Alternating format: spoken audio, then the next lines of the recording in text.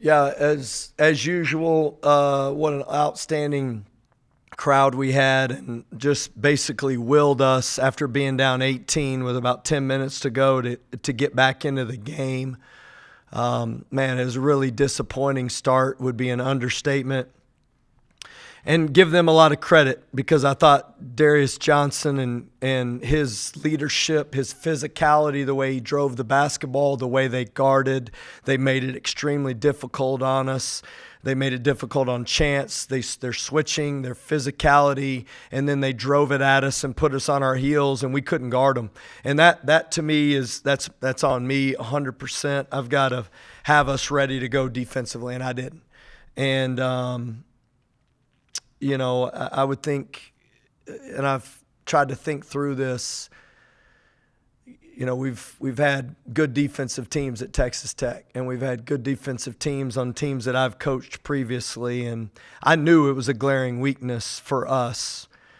But to start Big 12 play with this lack of physicality defensively, and to let a team come in our place and score 87 points is it's ridiculous. And I told our team there's a lot of improvement we can make, and I love our team, and I think our group identifies with the fact that we can play good offense and we can score. But man, do we have a lot of growing up to do and experience that's needed to come very quickly in order for us to be a team that's a legitimate contender in this league. And we're going to need to do it through practices, some, and that's where a majority of it's going to improve, but we're going to need to do it in games.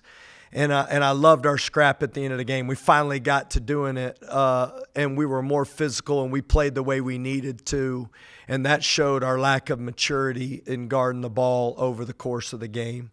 And it was non-existent for the first 20 minutes of the game. And then when we did finally start to scrap and play well defensively, we fouled at the worst times and gave free throws, and them getting to the free throw line 22 times just showed our lack of experience in guarding the ball. So it's as disappointing as it can get to start Big 12 play. I still believe in this team, and I know where we can be when this is all finished. But we've got a lot of growing to do in order to get to be the team that we know we can be and contend for Big 12 championships. Coach, in terms of the defense, what can you do as a coach with the existing roster to help that improvement come? I mean, in terms of schematic adjustments, lineup changes, rotations, how much can you control?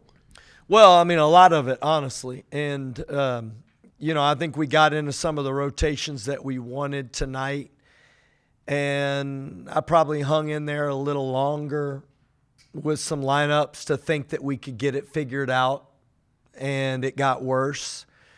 And so, just to be real honest, that's where I'm most disappointed, and I think there's just going to have to be an accountability in regards to if we're not guarding the way we need to. It doesn't matter if you're an all Big 12 player historically, then we're going to have to be anchored by the fact that we guard people. And we've got good depth on this team. We don't have a lot of experience of being great defenders, I'll be honest. And that was exposed and has been exposed against teams that are actually Big 12 caliber teams. And we need these games. I'm not saying that we need to play this way and this is how we should learn, but we do need these games to expose what we need to improve on. And I do believe the heart of this team is right, and we will get better because of it. But I do think there's some things that I can do from an accountability standpoint in different lineups that we can look at quicker, as opposed to allowing it to be something that, as in tonight, we thought we could maybe play and get going, which doesn't happen and shouldn't happen. How did you like the results of playing Toppin and Federico together? Did it, was it pretty good or what? Well, I mean, obviously, a lot of that was when Keyshawn Hall was going. Yeah. And when he was going, that lineup wasn't as effective. I mean, you could just see the comfort level, and guarding on the perimeter is not there with those two guys. And the only way you can get that back, we went back and watched film of the Northern Colorado game when JT was playing and he was moving good. And I think we saw it at the end of the game when he got in the switch and Benny Williams shot a 3 from the wing and he closed out and he and D5 were in that coverage and then he blocked a shot. I mean, that's where I'm telling you, I feel like there's a significant amount of hope with this group. It's just you can't get more disappointed than this to open Big 12 play. And we do need the experience of these guys playing together against this caliber of team that can expose us. You just don't want it to result in a loss. You got to figure out a way to win these games. We do. And that's where I've got to do a better job as a coach of making sure I give us the best chance. And to your point, I did not give us the best chance by letting it go too long with the lineups that we had defensively out there. And on chances 3 attempt late that could have tied the game, was that a look that you liked at all? Any idea of the thought of possibly calling a TO and setting something up? Yeah, I mean, honestly, on that possession, I wish I would have called timeout after the previous make was the one I wish I'd have called a timeout on. And that was when we had cut it to 2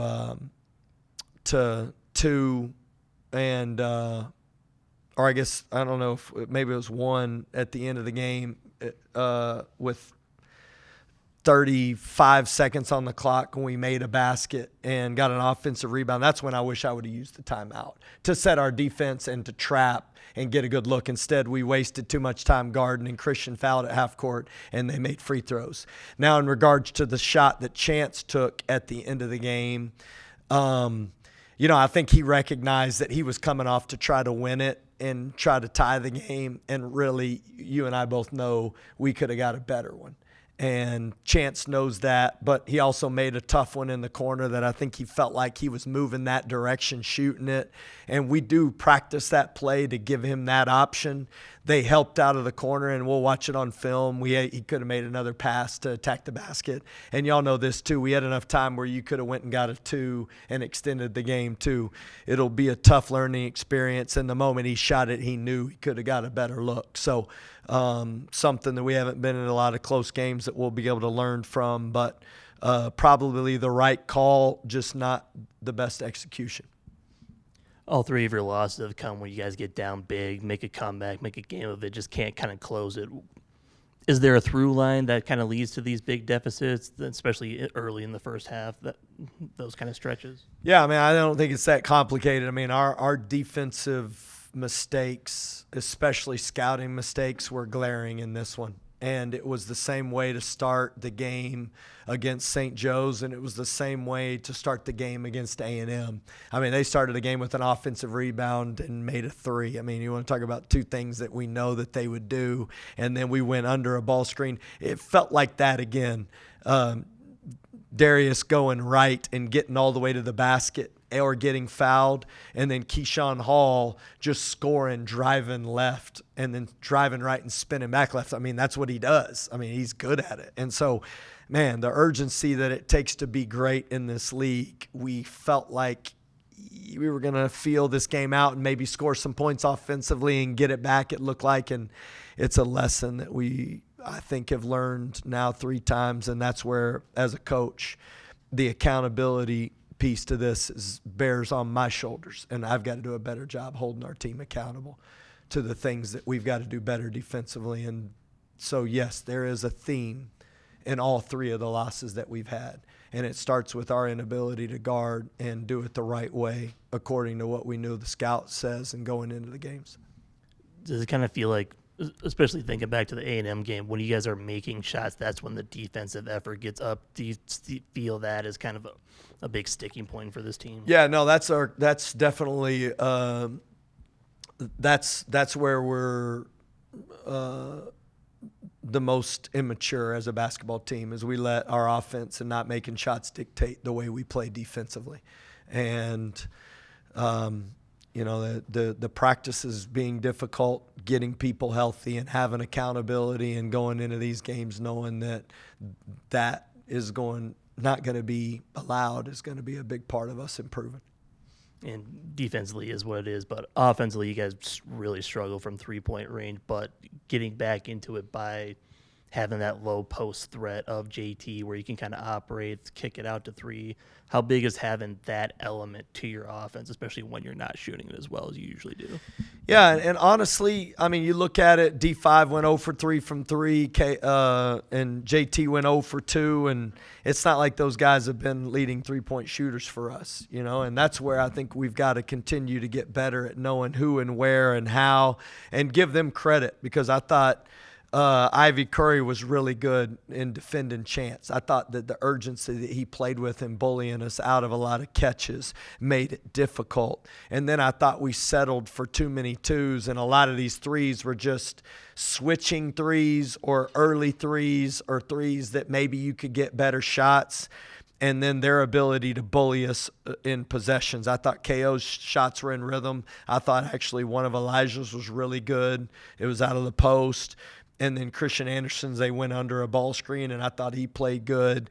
You know, it's how do you keep breaking the seal of defenses and get to the next action to get great three looks. I didn't think we got great three looks today, and a lot of it was just their defense extending, bullying us, and us not getting to the next action and creating opportunities that were, you know, honestly free throw line and that between those two things. And when you play a team with this, when they're switching, you can't just get switches and shoot threes.